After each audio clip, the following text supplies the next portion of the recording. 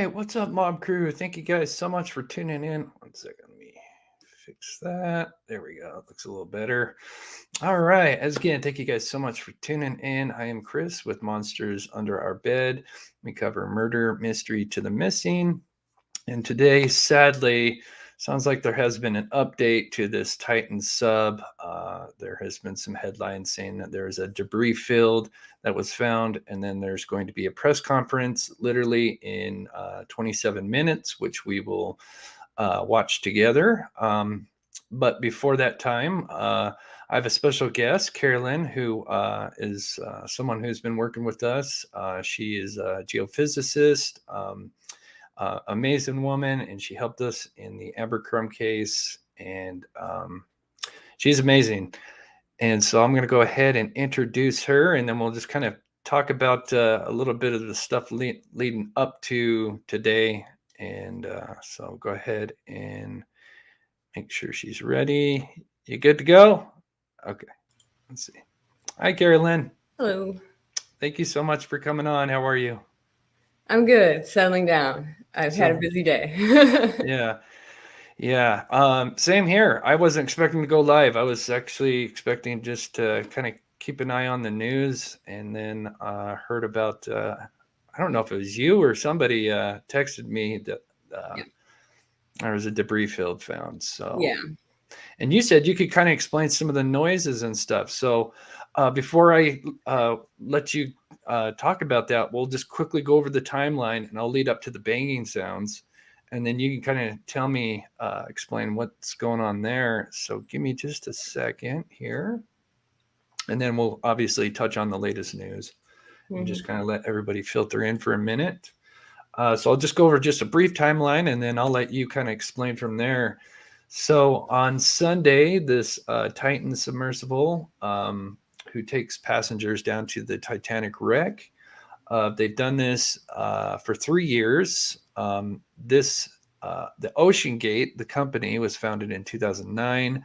The CEO is on there as well, with another crew, and then 3, other passengers, which is Hamish, and then a father and son duo. But on Sunday, they went down at, so according to this article, they said at 9:45 is when they went down. An hour and 45 minutes into its departure, it lost contact with its mothership, because it basically drops down, and the mothership, which is the Polar Prince, it usually communicates with each other via text messages and stuff like that as it goes down. And then, they kind of need the Polar Prince to kind of give it directions on where to go when it gets down there. But apparently they've lost contact many times before, although in their promo video they say they never lost contact. And there's a lot of red flags there.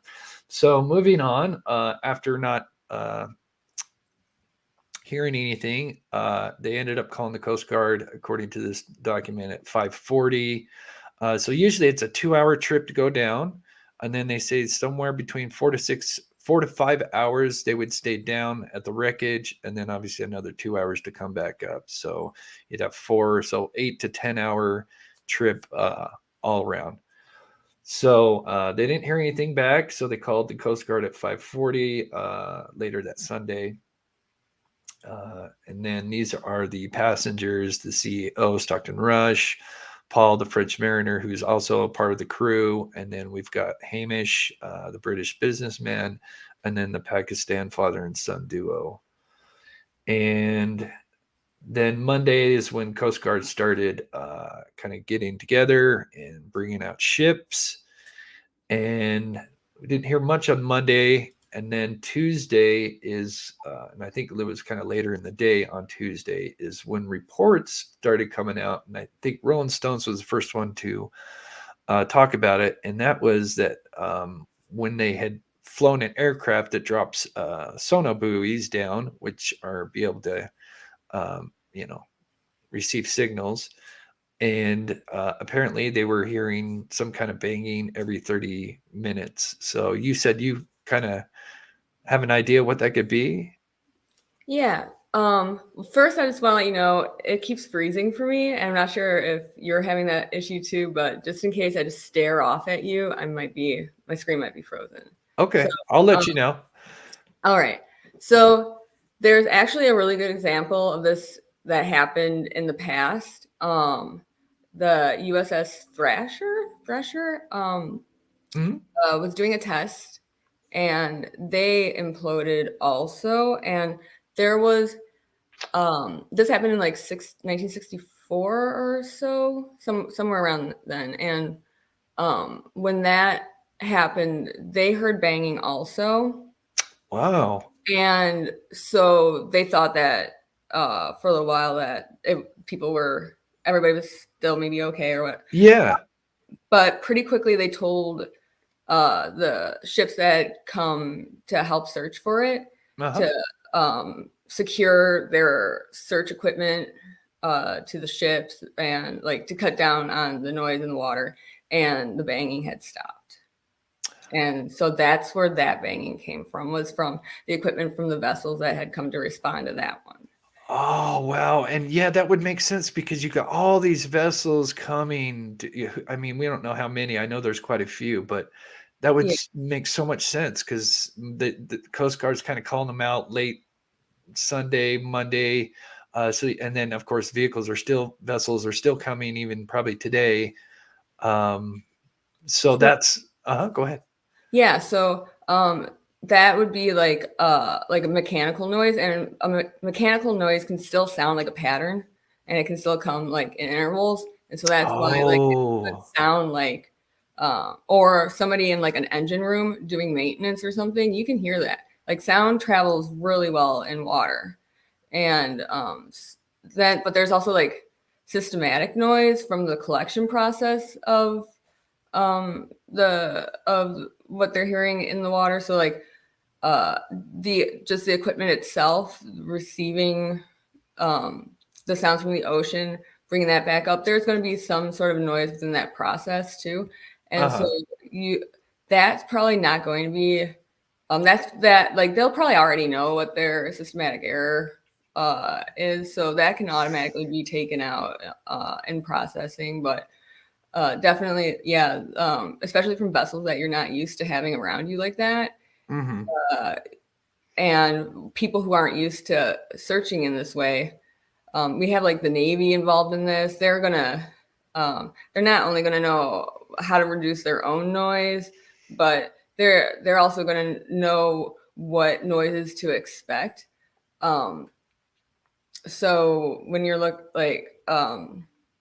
they're gonna know what frequencies are gonna that are gonna come from different types of vessels and all that. But then like there's new stuff introduced, like mhm. new vessels introduced that they haven't worked with. I don't know how they treat that kind of thing because I wasn't in the Navy. I'm sure that I'm just assuming there's like this whole extra world of processing that um, uh, that's just amazing that the Navy can do. Um, But also another source of the banging that is quite practical, but would be easy to take out um, of the data when you're looking for, especially so uh, pH. I don't know how to say his last name because I've always just when I've talked about him just referred to him as pH. The the the guy who was like the father of like the Titanic search pioneering stuff, who Oh, uh-huh. who's on the vessel, or unfortunately who was on the vessel. He would know that there's a standard procedure around the world where you knock every 30 minutes for 3 minutes at a time. And Oh, there's interesting. so it's a Uh-huh. specific pattern that like he would know 3 minutes of knocking, and then on the hour and a half hour marks, you knock for 3 minutes. And so that would really be what they'd be looking for. So you can easily take out other sounds that you're looking for or that like aren't that. Like Yeah. another thing that's probably introducing noise for sure in this data is the fact that they were going to the Titanic. That's just a huge piece of metal right by where they're looking. And that's not gonna Oh. that's definitely introducing noise. And so that's another source of noise. There's marine life. They're far enough off the coast that I don't think anything really could travel. But I've experienced. I did passive seismic on land, and I had issues with a blast furnace in a city is miles and miles away, like destroying my data because it just traveled along the rocks so well. And so it's really depends on the conditions and temperature, the composition of the water, and of like even the landforms because they're so close, or now it appears they are on the ocean floor. And but yeah, so you have definitely the introduction and an example of banging coming from rescue vessels. Then you have the Titanic itself, which is definitely introducing noise. You have marine life, and you have the systematic and other mechanical noise that there's a lot to filter out. Wow, that sounds crazy. So that makes sense for what they were hearing. So many different vessels, and then it could be coming from down below. Crazy. So there's just a recent update. Thank you, Jennifer. Because yeah, we knew there was debris, but so it sounds like this is where the debris is at. So just breaking news: the debris was discovered within the search area of the missing Titanic submersible has been assessed to be from the external body of the sub, which we will talk about if we get enough time before the show or before the press conference. The search for the crew capsule of the Titan vessel continues, which I'm assuming that the actual part, that's made out of the carbon fiber, if it imploded, that's probably not going to be found. I don't know. Maybe it could. So what they have found so far by a person who knows the situation really well is that the landing frame was found, and then Yep. also the rear cover that has the oceangate words on it. Yep. And but yeah, so I don't know the strength of the carbon fiber, but the titanium, yeah, I don't know. These kinds of submersibles are usually put in one type of material, the titanium or the steel. But in this case, they had two different types of materials and that could have weakened it a lot. So I don't know how well that would stand up to what happened to it. Yeah. So this is what's really interesting. The debris was located on the ocean floor, roughly 500 meters, about a third of a mile of the bow of the Titanic. So they literally dropped just 500 meters from the bow of the Titanic. So they're right there, sadly, sitting next to the Titanic. Absolutely terrible. This was found at 8:55 a.m. Eastern time. See, it says, and I have the picture of the vehicle. So it wasn't actually the Victor that found it. They actually had another one out there as well. And I'll show you the vehicle and what it looks like. But it was discovered by a remotely operated vehicle that was searching the seafloor, according to the U.S. Coast Guard. Discovery came in an urgent time for the search and rescue effort. Experts say the sub, its 5 passengers, would be reaching the limit of the sub's roughly 96 hours of life support, having gone missing Sunday morning. But yeah, I wanted to talk about, let's look at this. I have what's the vehicle that found it. This is it. It's the Pelagic Odysseus 6K. So this is the vessel. This submersible here is the one that discovered the wreckage. And what's interesting, kind of going back to what's been found and what hasn't, is for those that watched my live show yesterday, and I just want to give a shout out to everybody. I had gotten so many comments, even emails saying that they learned so much, and I really appreciate that. That means the world to me to get comments like that saying that that was a really good live. But I hate to come back and do another live with this unfortunate, news. But the one thing I did is I played a video from a guy that is a kind of a sub expert on the design of everything. And the one thing that because there's videos of how this vessel was made, And the one thing that he was concerned about was this carbon fiber weave, which is the main hull, which I'm assuming is the part that's missing. He had a big issue with that because yes, it can withstand those pressures at 13,000 feet, but he says it takes a toll on it. And he says every time you go down, you're more than likely, it's going to cause pressure on it. And I guess in this situation with this carbon fiber weave, that it's just like a porcelain doll. It'll just break, and so sadly, this could be maybe they hit the bottom kind of too hard because they couldn't get going. Do you know anything about the safety features on those things? In Like the submersible and like the ballast and anything on how they operate? like well, for like the safety features for like how they would come back to the surface or know that there was a problem at all. Yeah. Yeah, so there should be a real-time monitoring system that goes back up to the parent ship or the mothership, the Polar Prince. So there's they should have monitoring systems first for the hull strength. That's always real time, always going up to the mothership. I assume they had that on there, but because this wasn't a certified vessel, and I don't they should have that on there though. There should also be a pinging system that pings every 15 minutes or so to. Uh-oh. You froze, Carolyn.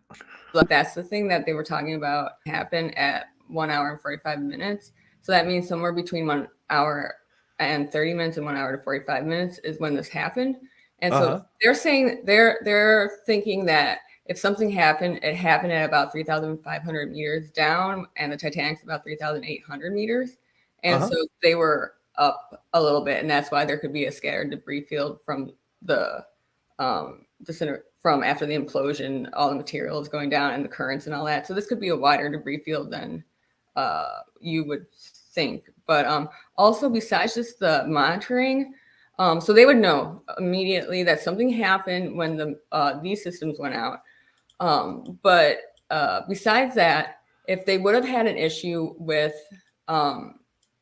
something happening, power cuts, like the power cutting out, or everybody passed out or something like that, there was a way for them to get back to the surface no matter what. There were 7 different ways for them to be able to surface. So the one that alarmed me the most was after a certain amount of time, there's a weight that releases because after being in water for it disintegrates. Yeah. And when there didn't seem to be anybody floating on the surface of the water after that amount of time, there's a problem. And but the main thing that I don't think they wanted everybody to know about the banging, because like obviously they have to do the processing. They're not sure. They have to do the locating, because you have to triangulate to actually get a location. You can get a direction from one sound maybe, but you have to be able to use it's really 3 different sound detectors that would be able to locate a specific location of this thing, down to like a football field, maybe like with 2 or 3. I totally got lost in this because there's just so much crazy science here. Okay. I was talking about those 7 different systems. Okay. And when that one didn't release, where was I? I totally got lost in all this because it's just so the assumption was that they could have been hung up on something on the Titanic itself. There was somebody even saying there is a way. This is a thought problem for me to have to do later. That water could still get inside the vessel and make it too heavy to raise, and I'm not sure how that works with not imploding it. I have to go through that thought experiment later unless there's a separate containment, because obviously if they're finding the back part of this, the oceangate I'm assuming that's separate. I So where think the people are in, you know what I mean? That's the main with the front and everything. So maybe there's a separate part here that's stayed intact, and that's why they found the oceangate, tail fin, whatever you want to call it. I know it's either bow or aft. And then the obviously the landing gear, which we're looking at here. so. You were frozen for the beginning of that, and so I just heard something about some parts still being intact, and I don't believe that there is a part still intact. I don't know what you said at the beginning of that. Oh, You oh, froze. You oh, froze. that's okay.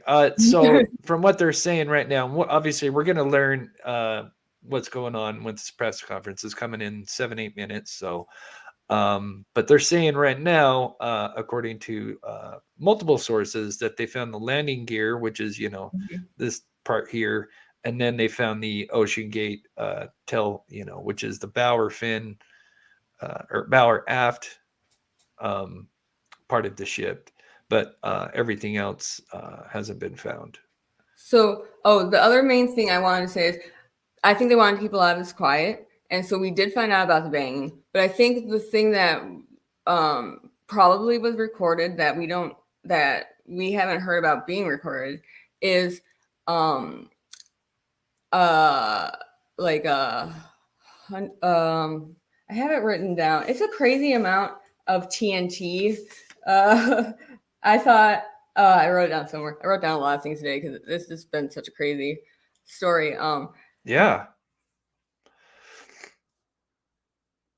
Oh, she froze again. While she's frozen, radiates out, and so it creates it's like a bubble in the water. It makes a huge it makes just like a huge wave that is going to be picked up by lots of people. The Navy would have seen this implosion on their equipment.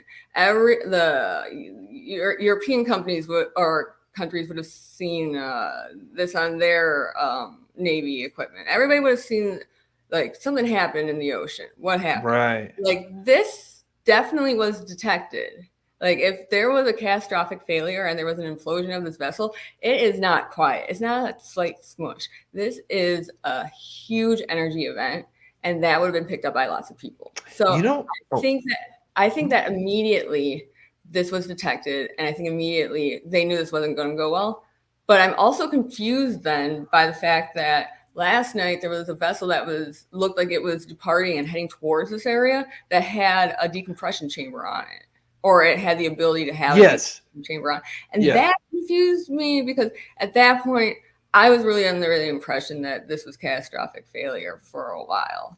And the banging, them reporting the banging upset me greatly because it was It not could be so many things.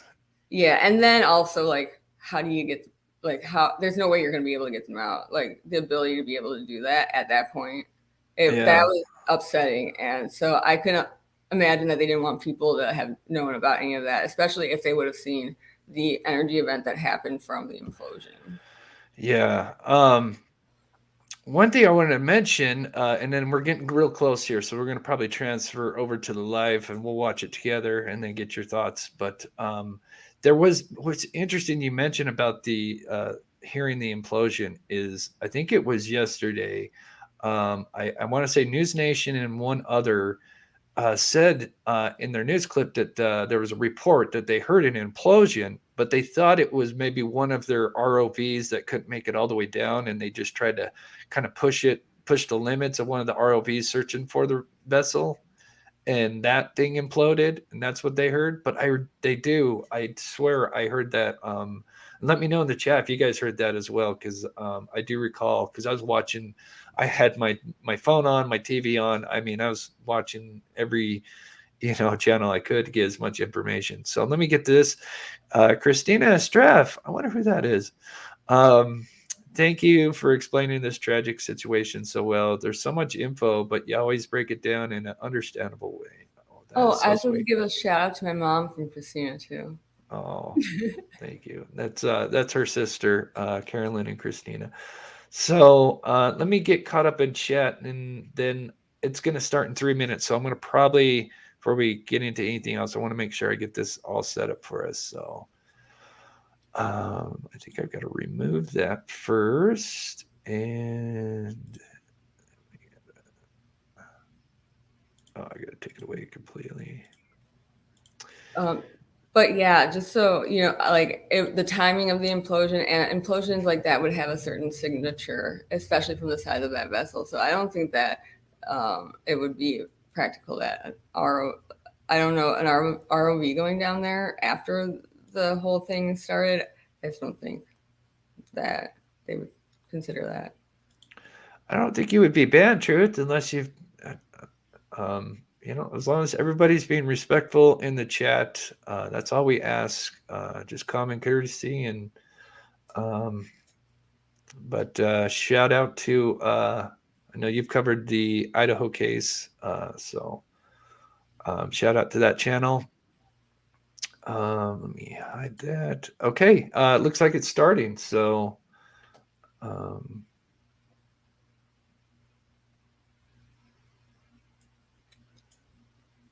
there's no audio yet. There might be. Yeah. Afterwards, if you want to talk too about some of the processing that goes into this, it's fascinating. Sure. I think signal processing is just really fun. I mean, it sucks because this is it's fascinating, but it's a tragedy. Like this is the same thing that happened when I worked on earthquakes off of Japan. The Tohoku earthquake happened while I was working on. Oh, she froze again. It's tragic. These kind of situations that I have had a lot of stress from this. Yeah. When this starts to play, you may sometimes what fixes the lag that you get. Try. I mean, if you want to do it now or just wait until the thing starts, just back out and then come back in. Sometimes that fixes it. I may restart during the conference. That's okay. Yeah, that usually will fix it. Okay. So looks like it's going to start any minute. I got starting now. Okay, I'll be right back. Okay. Oh, yep, here we go.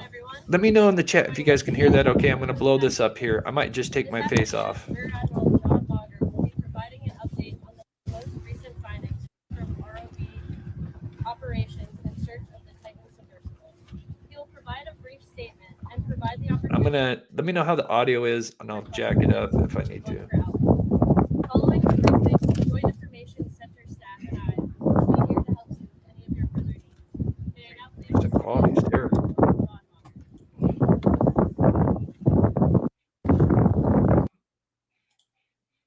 Sorry, I'm switching the quality to 720p.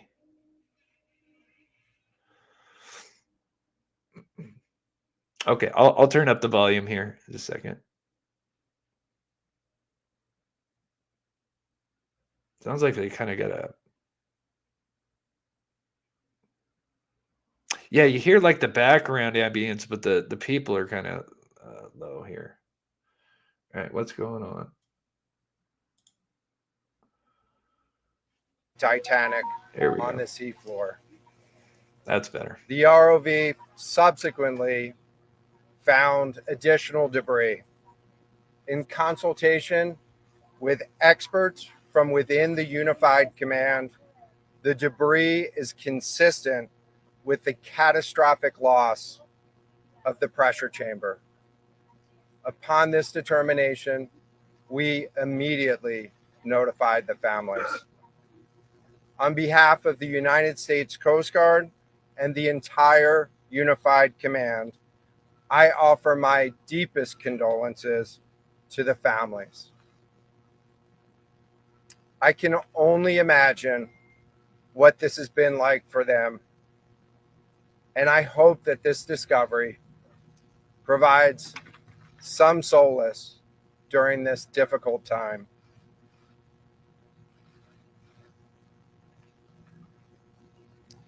Additionally, we've been in close contact with the British and French consuls general to ensure that they are fully apprised and that their concerns are being addressed.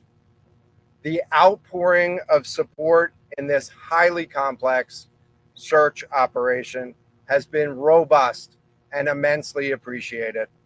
We are grateful for the rapid mobilization of experts on the undersea search and rescue, and we thank all of the agencies and personnel for their role in the response. We're also incredibly grateful for the full spectrum of international assistance that's been provided.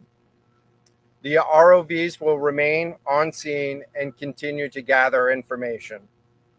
Again, our most heartfelt condolences go out to the loved ones of the crew. We'll now take questions. John, what other debris have you found? John, what other debris have you found? Can you talk about delay in the point assessment and what impact that had on the This was a incredibly complex case, and we're still working to develop the details for the timeline involved with this casualty and the response. And so we'll provide that information. James Matthews from Sky News. John, what other debris have you found? And have you found any trace of those who were on? So this is an incredibly complex operating environment on the seafloor, over 2 miles beneath the surface. And so the remote operating vehicle has been searching, and it is highly capable. And we've been able to classify parts of the pressure chamber for the Titan submersible. Let me refer to one of my undersea experts here, Mr. Paul Hankin, to talk about the nature of some of the debris.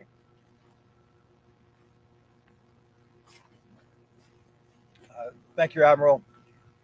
So essentially, we found 5 different major pieces of debris that told us that it was the remains of the Titan. The initial thing we found was the nose cone, which was outside of the pressure hull. We then found a large debris field. Within that large debris field, we found the front end bell of the pressure hull. That was the first indication that there was a catastrophic event. Shortly thereafter, we found a second smaller debris field.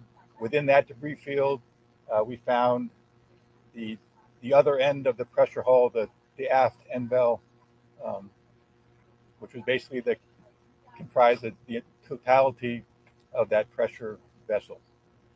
We continue to map the debris field, and as the Admiral said, we will do the best we can to fully map out what's down there.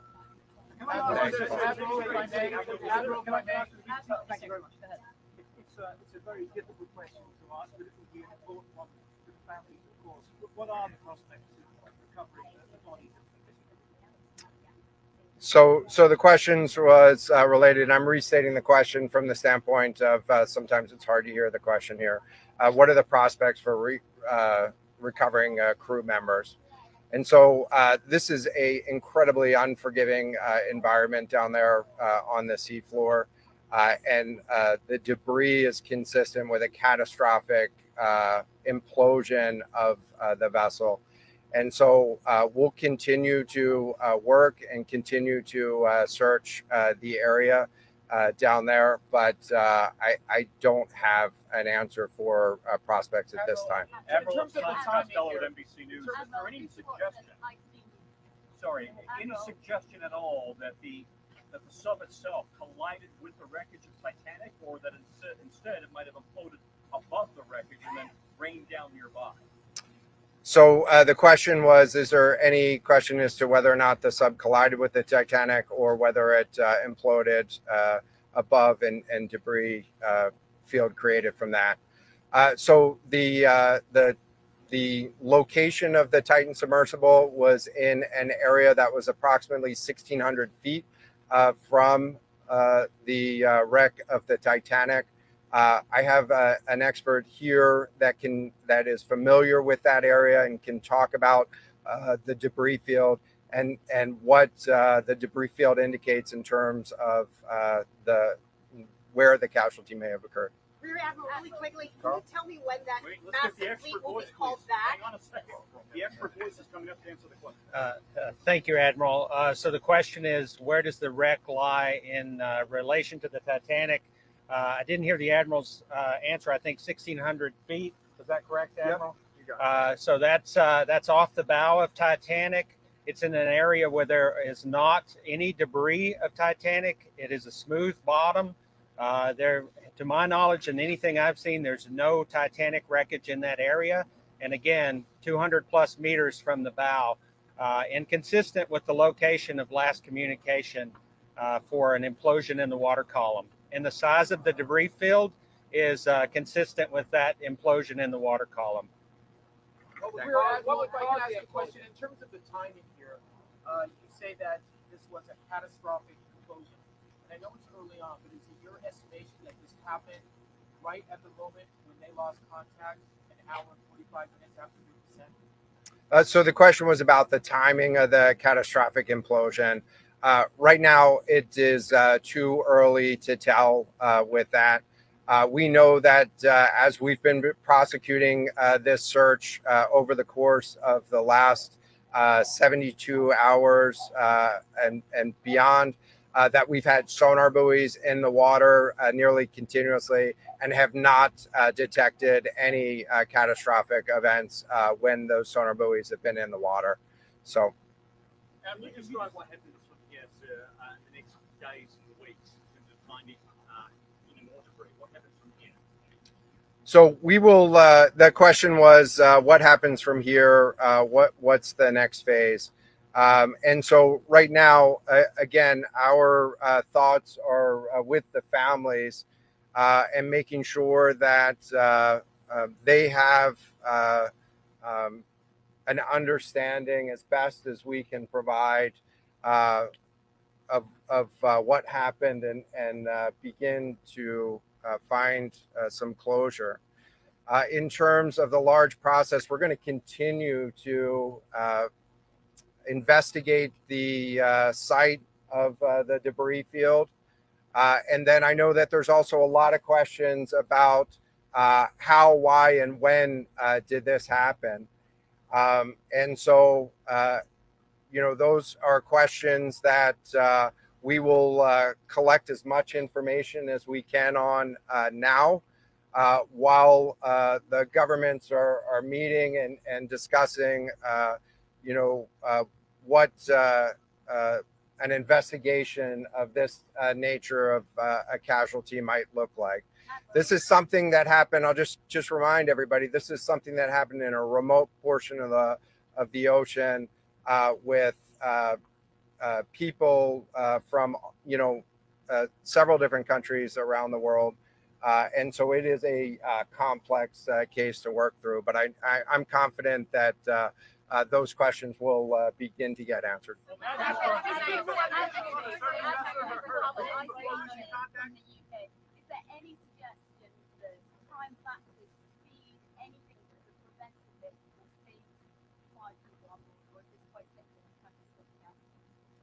The question was there any suggestion that time factors may have played a role or a consideration in the casualty here? And so the debris field is consistent with a catastrophic implosion of the vessel. Again, while we were prosecuting the search, we had listening devices in the water throughout and did not hear any signs of catastrophic failure from those. And so we're going to continue to investigate, or we're going to continue to document the information there and understand, based on all the information we have, the timeline.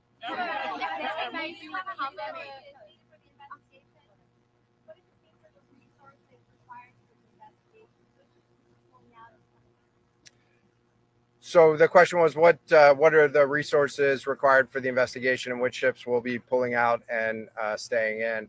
And so it's too early for me to talk about an investigation. That's a decision that's going to be taken outside of the search and efforts that I was leading. But we do have a number of vessels. We have 9 vessels on the scene right now. We had medical personnel on scene. We had other technicians on scene. And so we will begin to demobilize personnel and vessels from the scene over the course of the next 24 hours. But we're going to continue remote operations on the seafloor. And I don't have a timeline for when we would intend to stop remote operations on the seafloor at this point. Admiral, as a result of this, do you think there should be changes in the way these are safety rated or inspected so that this won't happen again? Yeah, the question was essentially about do you think that there should be changes in safety ratings or inspection for these standards? I know that there's a lot of questions about why, how, when this happened, and the members of the Unified Command, have those questions too, as professionals and experts that work in this environment. And this is an incredibly difficult and dangerous environment to work in out there. But those questions about the regulations that apply and the standards, that's going to be, I'm sure, focus of future review. Right now, we're focused on documenting the scene and continuing the subfloor operation. I don't know the timing here, but there was the banging noise yesterday that redirected. We deployed the ROVs to this area. Is there anything conclusive in those noises, and did that redirection and then finding this debris field today all help? So throughout the search efforts, we reacted to the information that we had available to us. And while we continue to send it off for deeper analysis, again, really complex operating environment for us to work in. Let me check with the experts, but there doesn't appear to be any connection between the noises and the location on the seafloor. Again, this was a catastrophic implosion of the vessel, which would have generated a significant broadband sound down there that the sonar buoys would have picked up. This will be the last question. Can I just ask you about the comment regarding the families?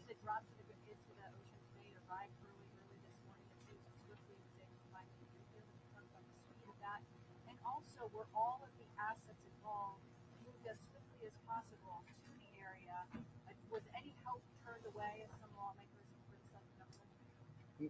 This was a incredibly complex operation, and we were able to mobilize an immense amount of gear to the site in just a really remarkable amount of time, given the fact that we started without any sort of vessel response plan for this or any sort of pre-stage resources. And so the equipment that was brought on site this morning that we were using was a pelagic ROV capable of operating at 6,000 meters, cameras, sonar, other articulating arms and resources on it.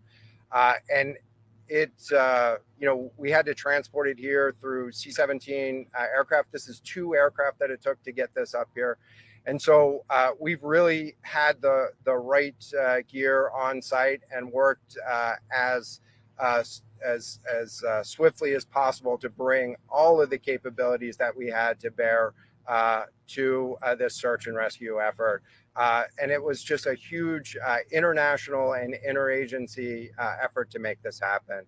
So I'm really grateful for all of the responders that came out to support this and really search for the vessel. It is a difficult day for all of us, and it's especially difficult for the families, and our thoughts are with the families today. But this was an immense support, and we had the right gear on the bottom to find it. So thank you. Will you attempt to recover the bodies, can we ask you, the victims, will they be recovered? Thank you so much, everyone, for attending this afternoon.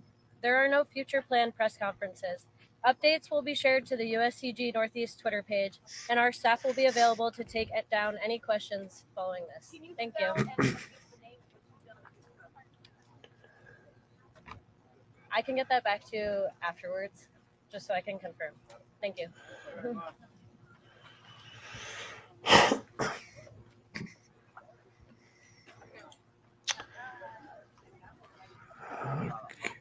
Just make sure there's nothing else. I know sometimes they'll stick around and they'll ask a couple questions and get a few in at the very last minute.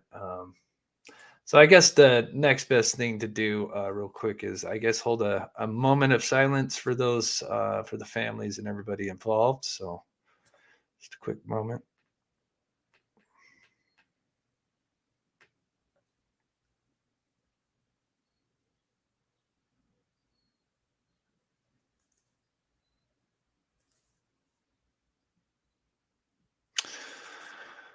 Okay. So yeah, I did write down some of the questions and answers. I didn't get them all. I couldn't hear all the questions. Most of it was pretty straightforward. Sadly, I would assume it would have happened quickly, and I'm sure you, with an implosion, that's going to happen with that depth, right? I mean, a vessel when it implodes, it's going to be instant. Yeah. So the thing that when I heard that it looked like a catastrophic implosion when there was the debris field, and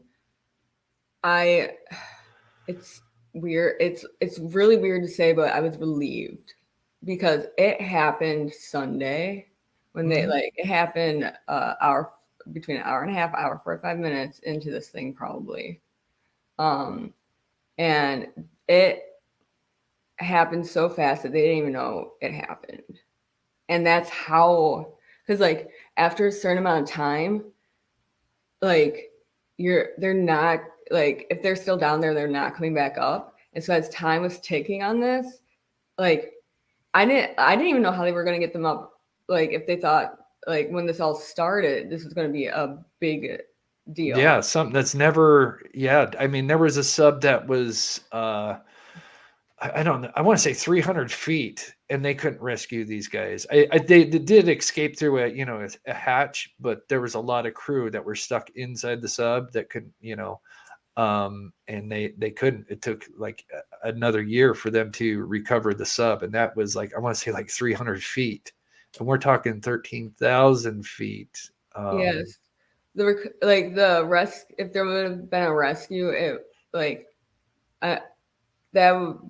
would have been so hard. It really would have, if it wouldn't have been a catastrophic failure like this, it would have just been like a lesson in human suffering and like the despair of the rescuers. And like, so when they said that there was banging at certain intervals, I was very upset because oh yeah, because this is like how are they going to get to them? Because like it's like I don't know all the resources the Navy and the Canadian forces have, and everybody that was working on this, all the different agencies and countries working on this.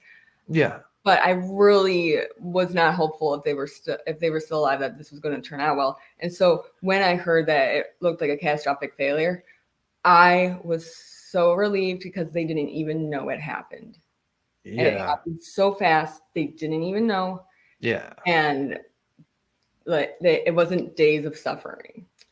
Right. Yeah. Gosh, being in dark, cramped area with 5 other people, and like I was like recording on their phones their goodbye messages to their family. It's just like, Oh yeah. like I just sitting there, like the father and son just sitting there, like that would have been so miserable. So Yeah. when I heard that that did not happen, I was very relieved. Yeah. And I also want to address the things with the recovery of these 5 men. It's hundreds of kilograms of TNT, the energy released from this implosion. Oh. It is fast, and it's violent for the components inside of this thing. That's why you're saying it could be heard. Yeah, it's a Yeah. loud explosion in the, Wow. like basically it's a loud acoustic explosion in the water is what Wow. an implosion looks like to Yeah. acoustically. And so the energy that happened, I don't think that there will be a recovery of anybody, because I'm not sure it's just the environment itself as the ocean, but also what had happened. I don't think that we will be recovering them. But I could be wrong. I could be misunderstanding this completely. But from what I understand about the situation, I don't think there will be a recovery. Yeah, and obviously, yeah, they were asked that, and obviously, I don't think even if they had some ideas, I don't think they could answer that. But at least they have answers, and it's not, oh my gosh, this is the 5th day. This is when they're running out of air, and just the worst possible situation as far as what they would be going through mentally, physically, would be horrible. But Yeah. I want to play something because this is something I found so interesting. I played it yesterday and people found it really fascinating. And this is one of the main concerns, and this is from a sub expert. So I'm going to play this and get your thoughts. But when he watched the way they designed this certain part of the vehicle, which I kind of hinted on earlier, but I'm going to play the video of it. Yeah, he had major concerns about how this was built. So I'm going to go ahead and play this. Oh, give me a second. Oceangate Expeditions offers you. So this is their promo video, and they talk about what a wonderful experience. They've never had any problems, no communication problems, but that is the complete opposite. And sadly, there's some things coming out that this vehicle should have had some third-party testing and stuff. But I want to get to this expert here, and we actually get to see a video of them putting the hull together.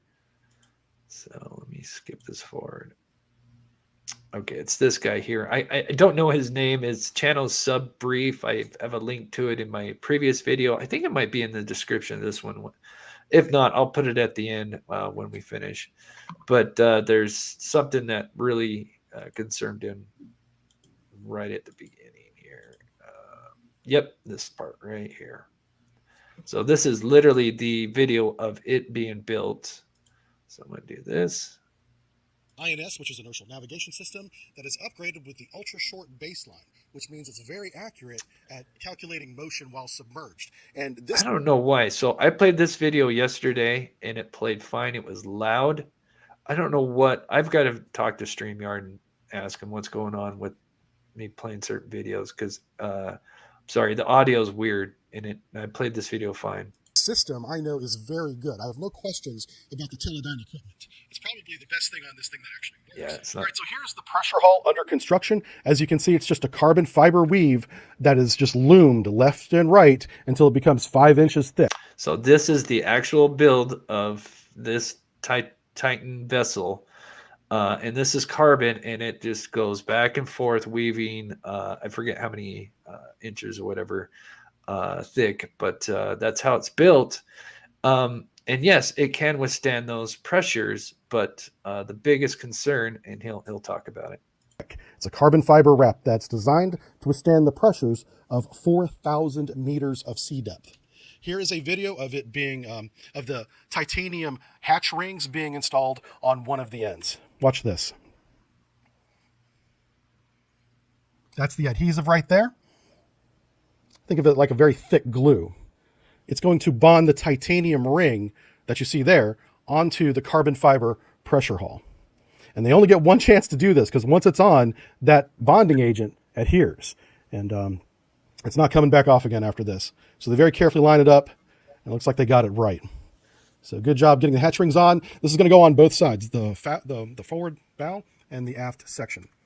Here's what the aft section looks like. The aft section, simply an aft dome that is placed on that titanium ring. On the front, there is an access hatch that we'll show you here in a second. But now I want you to watch this short interview that the CEO. Okay. So, but anyway, I don't know if because I didn't want to take too much of this video, but somewhere in this video, around this area, he says his concerns about this kind of build and what I just talked about, that what happens. So I guess, it can withstand those depths, but every time you take it down, it creates kind of some pressure, cracks or something like that. I'm not exactly sure the exact wording he says, but basically, after enough times, it can basically, it's just like a porcelain doll, and it will just, it's toast. It's all going to go. So sadly, that sounds like part of what could have happened. You look like you got a question or Well, say something. Yeah, so I don't know, like, first of all, like a weave, like, I mean, once you get, I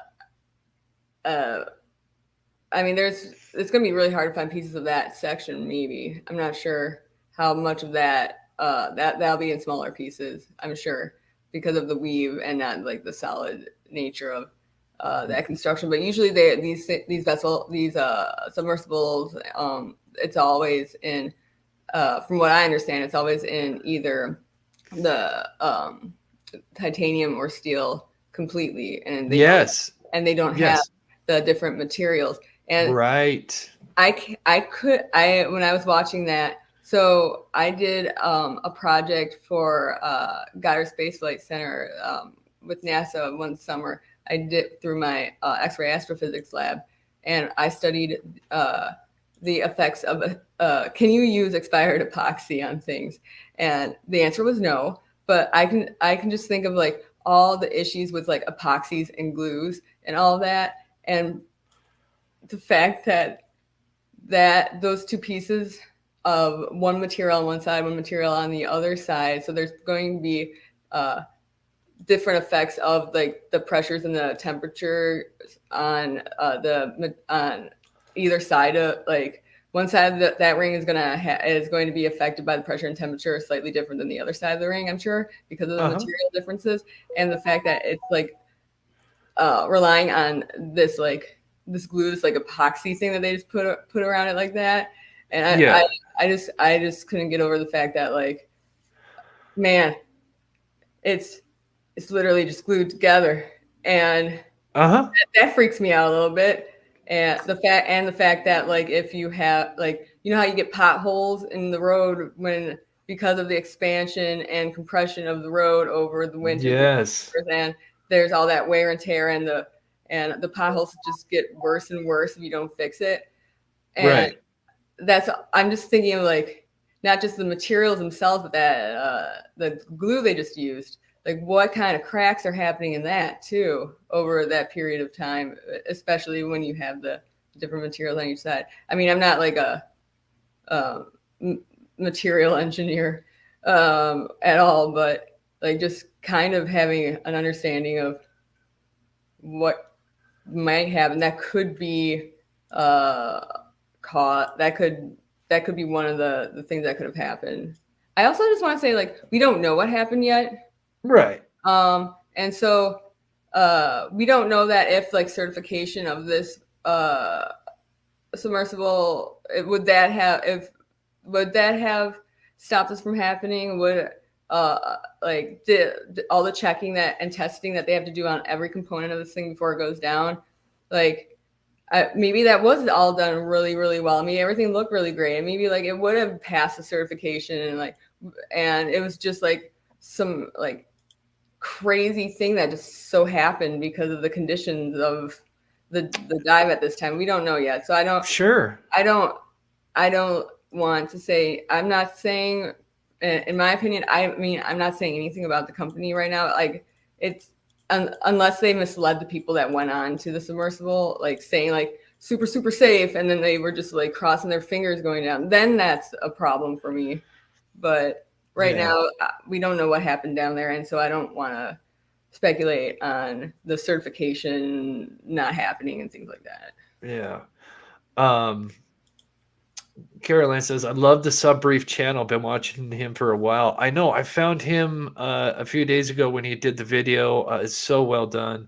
I do have the link to the video in my last video. I'll make sure at the end of this video, if I don't have it in there, I'll put it in there. It's very fascinating. And he breaks down other wreckages, including subs and some stuff. I think even, some vessels you were talking about, Carolyn, before the show, he breaks down.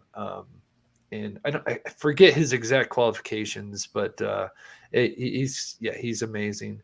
So just a couple more things, and then I think we'll finish up here. But there's one thing I want to put in just right now because of what's going on. So give me, all right, what do I got going on? Oh, I've got the video, so I need to remove that. Share screen.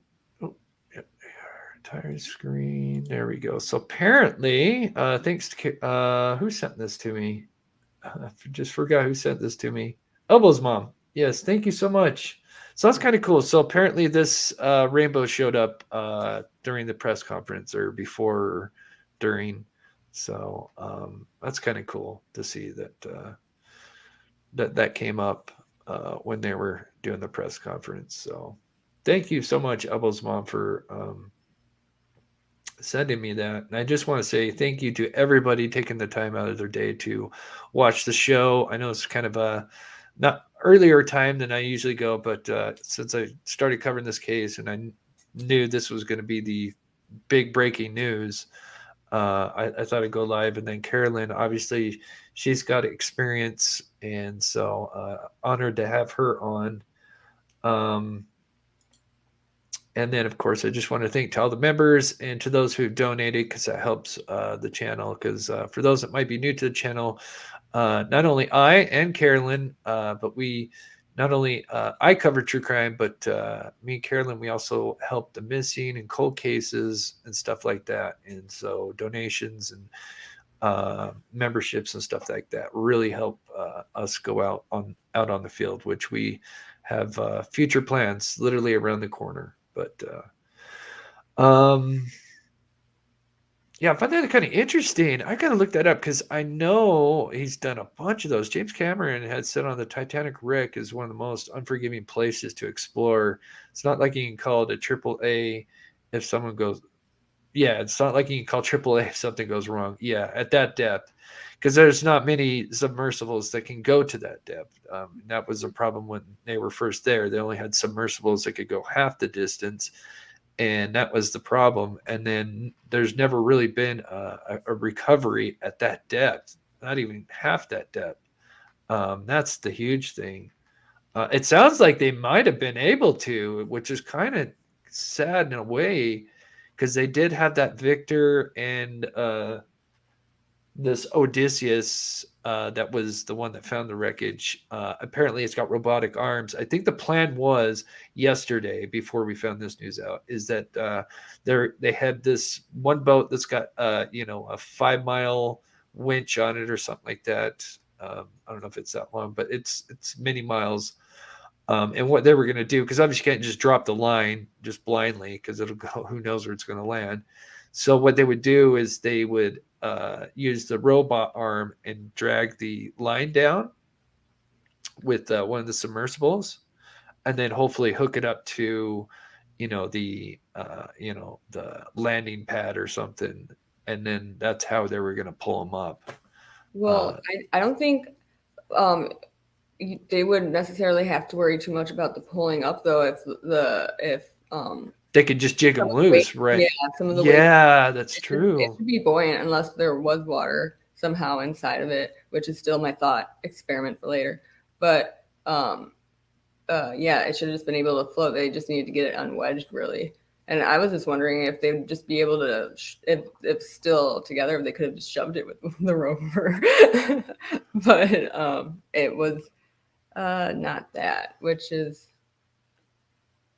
sad but relieving. Yeah. So we'll go for another 10 minutes here. If you have any questions, especially for Carolyn, let me know. See if I can get a few. I'm certainly no expert, but I did watch this case from the very start, and I've been looking at different resources and stuff, and um, just what a tragedy. I mean, I guess at the very least they got answers, and they're not going through the worst possible scenarios. Whereas, as far as running out of air and going out like that, that would just be absolutely terrible. I was not a fan of the countdowns. The only 6 hours left. First of all, we don't know. Yeah, there's so many variables. When did times? I mean, I guess we kind of know when time started. Are we sure that there was that amount of oxygen, like 96 hours? That's another thing in that Were video. we sure about that? And then we don't know how much they're actually using. And when you panic, you can use more. So they would have they would have had the guys try to relax and sleep as much as possible to conserve the oxygen. Yes. And then we don't know, how well were those CO2 scrubbers, the filters? Right. I mean, I just think that there were countdowns to the second, and I couldn't believe it. I thought that was just so, besides being not reliable, it was also really morbid. And I thought it was very disrespectful to the whole situation. Yeah. I found some interesting articles. I don't know where it's at, but they claim that they used Boeing and I forget the other company, and there's reports coming out, and I don't know if this would be the appropriate time to really talk bad on oceangate, but there are some claims that what they claimed on the promo may not be entirely true, which there is some stuff straight up, where they talk about how they never lost communication. So, I mean, obviously you don't want to put that in a promo video, but the fact that you say you've never lost communication, but yet there has been multiple problems. Even that reporter that went on the trip last year, an hour into their dive, they lost communication. So I was wondering if maybe somebody that had worked for Boeing or somebody that worked for Boeing and was doing it as a side project maybe had and so they thought they could say that. That's the only way I could see that them coming around to have any connection to being able to say that about a company that's so big. Is somebody loosely had a connection to Boeing, and so they were going to say that, well, we work with Boeing, and I think it was something like working with Boeing engineers or so it was something that I see how that could have been spun a little bit, and I don't think that was right because it was misleading. And if I was a family member of one of these people, I would have been very upset. Yeah, Forever Curious says, what was the purpose of making a vessel from different unconventional materials? And some of them were, and it's you've heard kind of MacGyver type vessel put together, but in some ways it did make it multiple years down there, so it was able to withstand it. But like I said, the guy said, at least with this vessel, the Titan, the carbon fiber weave will eventually succumb to the pressure, and he wasn't he was very concerned about that. The reason that I think that he did it is because he wanted because of the innovation and yeah, sure, you have to do research and development and exploration even, and there has to be innovation. And he was using that as an excuse to not get certified. And I'm not going to say anything about that because we don't know why this happened yet. But yeah, and since we don't know, I mean, all we can do is speculate right now. But yeah, from my understanding, he wanted to be an innovator in the exploration and submersible exploration. And I think that if he's doing it right, I think that's really a cool thing to do. But we have to wait to see if he was doing it right, if they were doing it right or not. yeah. So I know a lot of people are kind of at work and tuning in. So I appreciate everybody taking the time out of their day. And so quick shout out to Carolyn from Unearthed Secrets. You just started your YouTube channel and you just put out a new video 2 days ago. I think it was Something like 3 that. I want to get them out more. I had Yeah. some issues. This was the 4th version of that video. I had some It- issues with this Oh, one. yeah. So if you want, please go subscribe to her channel. Like I said, we'll be working with her in the future. And she worked on the Abercrombie case, and she was, speaking of claustrophobia, she was crawling under a very tight crawl space under a house, helping, trying to find, help. There was a 40-year-old cold case, and she was amazing. And she was under that house for hours, um, and trying to help discover answers.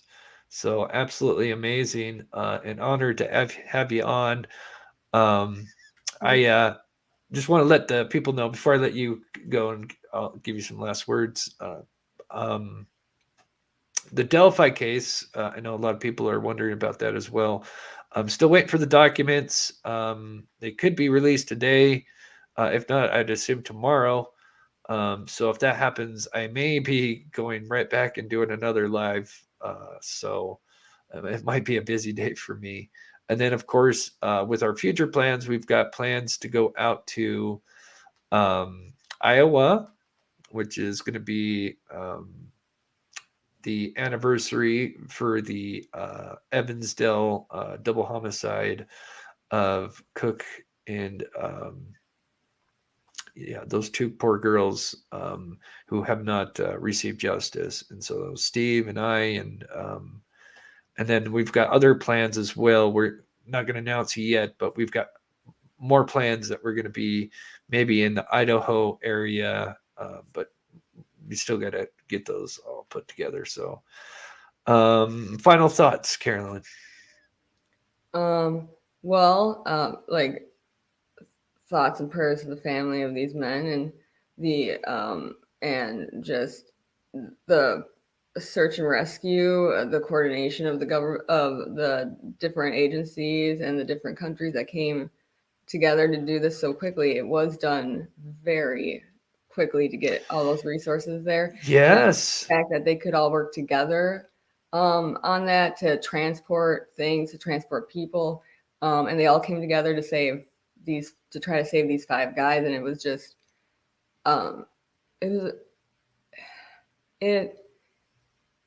it's sad that it turned out this way. Yeah.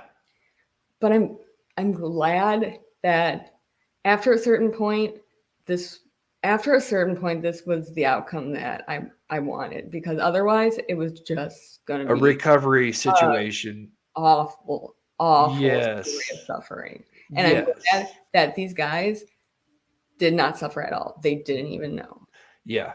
Yep. Yep. It was on their way to the Titanic, and then and even though, like, as a scientist, sometimes you see, like, with the earthquake stuff and all that, you can get excited, not like happy excited, but like it's like information's coming out, and you can get really involved in, like, the science of it. But we're always thinking about the impact on the people involved, the families, because I mean, we all have people we love, and just think about, like, that happening. There's a family out there that doesn't have a dad and a son now, and it's just, you got to think about the human aspect too. Even if I looked excited at any point about the science stuff, I mean, I totally understand the human component of this too.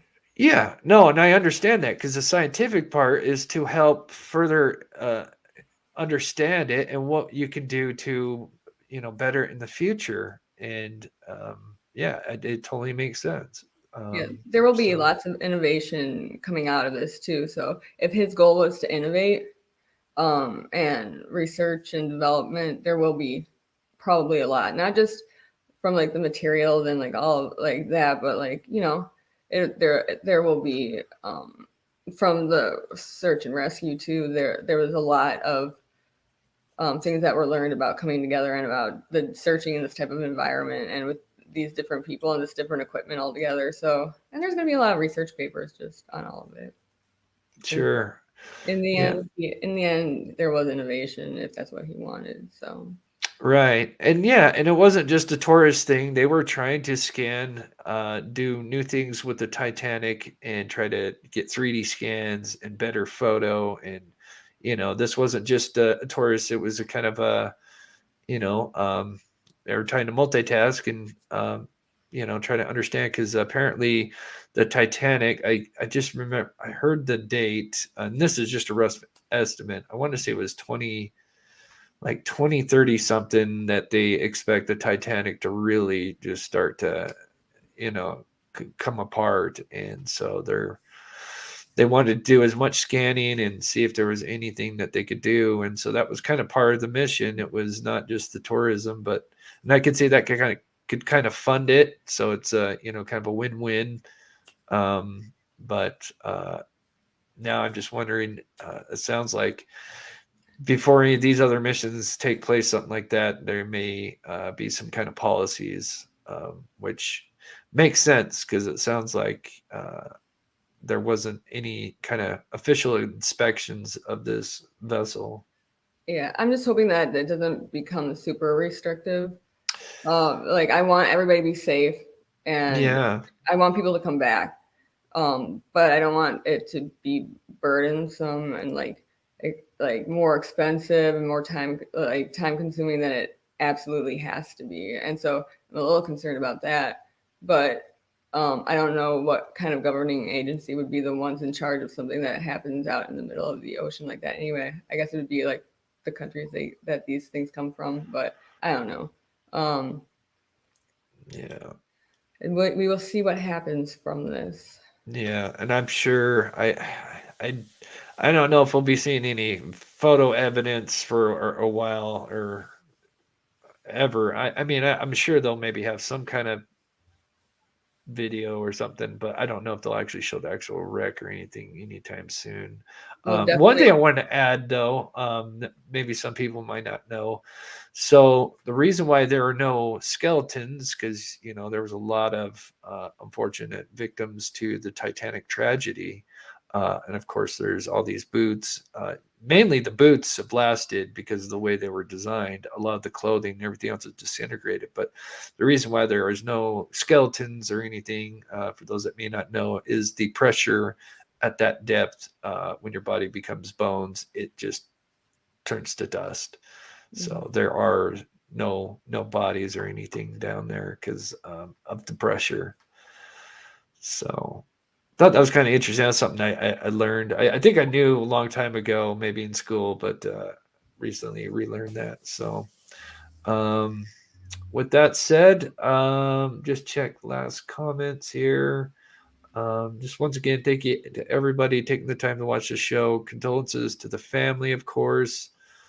And I may be back live tonight. We'll see. I'm keeping my eye on the Delphi thing because that's going to be a big issue as far as Delphi related. So with that, I don't. Oh, somebody asked me the time. That's what I was gonna say. I don't know the time because I don't know when they're going to be released. So that I don't know. But of course, it may be last minute. So, but I'll notify the second I know. So, Carolyn, thank you so much for coming on, and that's so interesting to learn about the banging noises and stuff. Yeah, so there's already the example from the USS Thrasher.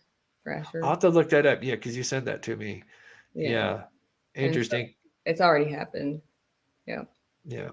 So, I'm not gonna do a pet outro. I just don't feel like that's gonna be appropriate. So I'm just gonna kind of just end it by saying thank you to everybody, and of course, especially to you, Carolyn. And of course, just once again, if you'd like to go subscribe to her channel, she is our geophysicist, and she does amazing work. And she's got some videos out there, and kind of teaches some things about how that works. And excited for you to get your channel going. So Yep, I'm gonna be going out and actually having videos of field work now that some of the physics is explained. So Cool. next week I have a historic cemetery, so I may be able to film that one. Awesome. Awesome. Well, I'll let people know. I think I let chat know the other day when you had a video out, but I'll have to look out for the next one, and then I'll let them know in the next video I do. So with that, I think we're gonna sign off. Thank you to everybody. So go ahead and end this. Much love. See you guys